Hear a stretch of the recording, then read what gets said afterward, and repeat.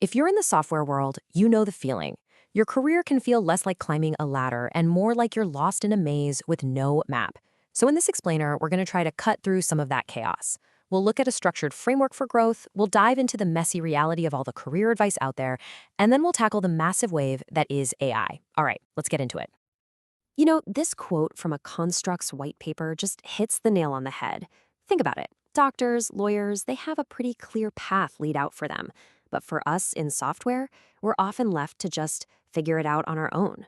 There's no standard roadmap, and that can create a ton of uncertainty. Because there's no clear path, what happens? Well, for a lot of people, a career just becomes this constant chase after the next hot technology or the next trendy tool. But you have to ask yourself, is that really progress? Or does it just feel like you're moving forward when you're actually kind of running in place? This is exactly what it often turns into. You might learn a new framework, a new language, but you're basically having the same year of experience over and over and over again. You feel busy, you're definitely learning something, but your fundamental skills aren't getting any deeper. It's just a bunch of side steps, not a real climb. So if the default path is just pure chaos, what does an ideal path even look like? Well, thankfully, some really smart people have thought a lot about this, and they've actually come up with frameworks to guide us toward deliberate, meaningful career growth. And this is such a brilliant way to picture it. Think of your professional skills as a three-legged stool. For that stool to be stable and strong, you can't have one leg that's super short or, missing entirely. All three have to be solid, or the whole thing just tips over. Okay, so let's break down these legs. First, you've got technology knowledge. That's the stuff you use every day, right? Programming languages, platforms. You usually pick this up on the job. Second is business domain knowledge, basically understanding the industry you're in, whether that's finance or healthcare. Your company definitely wants you to know this. But that third leg, software development best practices, that's where things get tricky. These are the timeless principles of quality that work no matter what tech you're using. Which is a great question, right?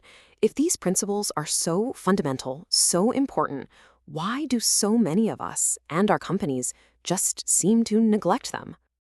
And this slide just explains it perfectly with that classic Eisenhower matrix. See, professional development, learning those best practices is incredibly important for your long-term growth, but it's almost never urgent. It gets pushed aside for today's deadline, tomorrow's crisis, all the daily firefighting. It's the investment in your future that's always easiest to skip. Okay, so we've seen the ideal framework, that nice, stable, three-legged stool. But now let's pivot to the real world. Let's talk about the confusing, messy, often contradictory reality that most of us are actually living in every single day. And this is where you really see that disconnect. The ideal path is all about steady, structured progression. The real path? Well, just look at these feelings pulled from Reddit. It's about hopping from tool to tool. It feels like a saturated domain. And if you've been doing one thing for a while, starting over feels like a big challenge. The gap between the theory and the reality is just huge. And this is the kind of noise we're all swimming in. Here you have a user, seems to know their stuff, giving very specific advice. Learn Playwright or Cypress. Selenium is dead. Okay, crystal clear, right? Well, not so fast. In the exact same discussion, another user says the complete opposite. No, learn the basics of Selenium, it's definitely still used, especially with Java. So in the span of a few seconds, you've got two experienced pros telling you to do two totally different things. What do? And just when you think you're choosing between option A and option B, someone else jumps in with a completely different take. They're saying forget the tools, stop chasing what's popular, and focus on the concepts, the why behind it all. And you know what? That's the third leg of the stool talking. But in this sea of conflicting advice, it just becomes one more voice in the chaos. I'm guessing it does. This information overload is just the reality for anyone trying to build a career in this space. It's absolutely exhausting, and it makes it almost impossible to know if you're making the right call. But just when you think it can't get any more complicated, a whole new player enters the game. And that new player is, of course, artificial intelligence.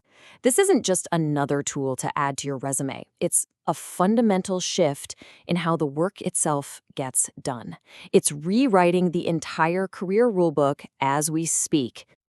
You might be wondering, how does this actually work? Well, it's not magic, and this slide breaks it down really nicely. Basically, an AI system takes a simple, plain text scenario and breaks it down into logical steps. Then, it scans the application to identify all the buttons and fields it can interact with.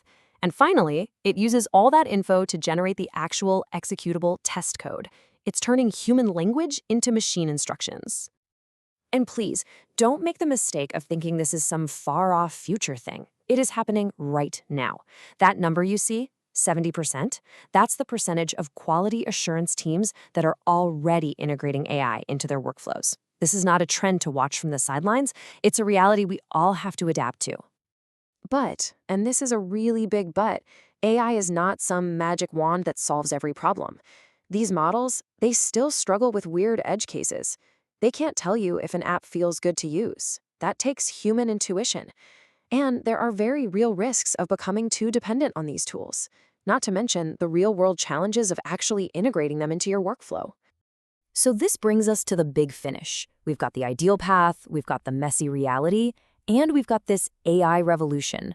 How do we put all these pieces together to build a stable, future-proof career? Well, the answer seems to be a hybrid approach.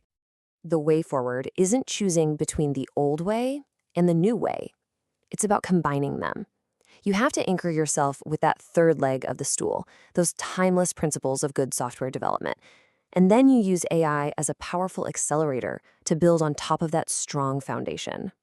This is the hybrid model that's starting to emerge. You let AI handle the repetitive, time-consuming stuff like writing boilerplate code or running routine checks. And what does that do? It frees up you, the human expert, to focus on what we do best: creative problem solving, exploring those tricky edge cases, and providing the kind of strategic insight that no algorithm is going to replicate anytime soon. And that brings us to our final thought. We started with that three-legged stool: technology, business domain, and best practices. Now we have to ask ourselves, where does AI fit in?